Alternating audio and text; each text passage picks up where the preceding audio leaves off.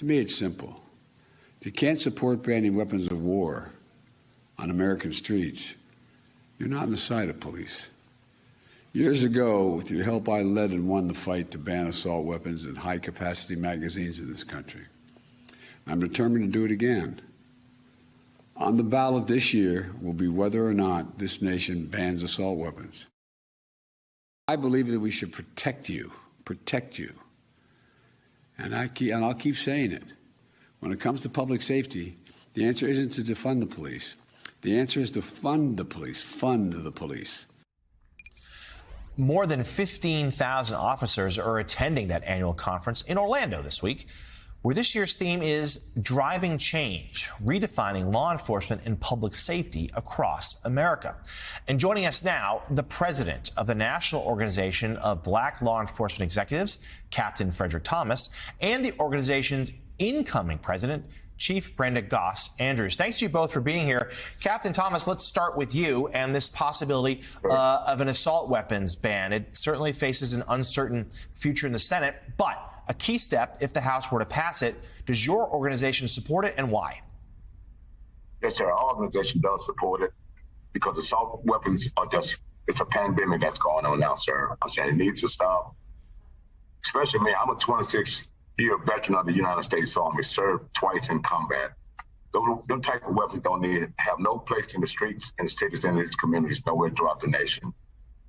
So I support that.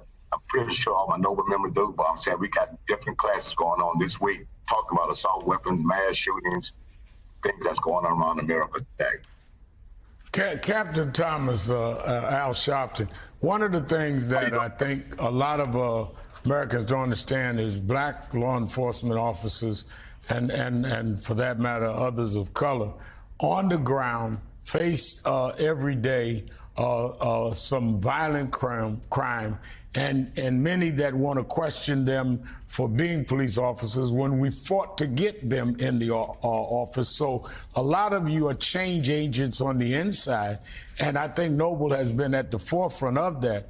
And when you come out against assault weapons, you're not coming out as some lefty or somebody that's anti-police. You're the guys that face this every day and try to convince the community that law enforcement can be corrected and we need them, and we do not need to shy away from that. Talk about the burden of having to enforce the law and at the same time let a community know this is really what we've tried to fight for, good policing and to become policemen ourselves.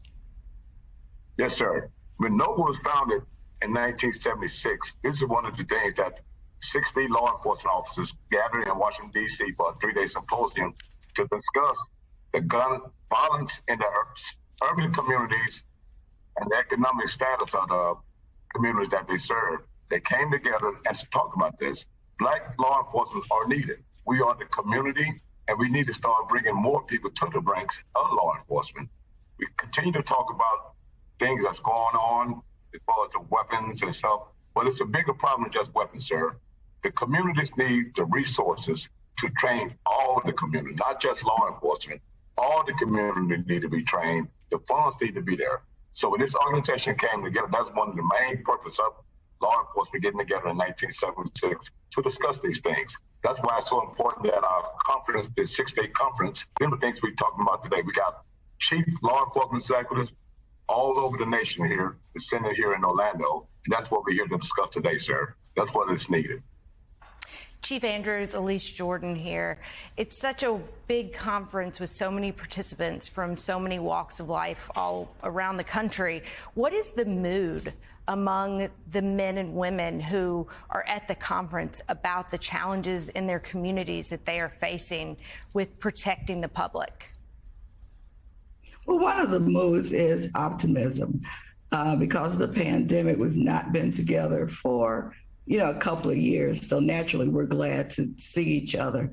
But it's somber at the same time. I just want to mention, I'm a retired deputy chief from Detroit, and we just buried, one of our officers that was killed in the line of duty, Lauren Courts. And what I want the public to know is that our officers, we are of the community. We live in the community. We go to school in the community. We send our children to schools in the community.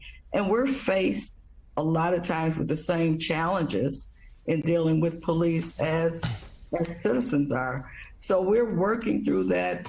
Conferences like this allow us to talk about it on how we can better serve the community, how we can interface and integrate with the community, and how we can work with partnerships. And the one thing that we learned here at the conference is having an opportunity to interact with our federal counterparts, because it takes all of the law enforcement agencies, it takes all of the community. And we had a conversation with Secretary Mayorkas, and I told him we need to look towards a multidisciplinary approach. All of us need to come together, medical professionals, law enforcement, our policymakers, our health professionals. There's no one size fits all, and we have to look at it through some different lens now. Chief Andrews, you are a living symbol of what it is to be a police officer, and you know better than most, having served the Detroit area, that being a cop means you have to have several elements in order to work well. You need courage, you need trust in your partner who you're working with, you need trust in your department, you need street smarts in order to get out there every day and do your job, and you need judgment. That might be the most important part of all. Judgment that comes instantaneously in a tough situation.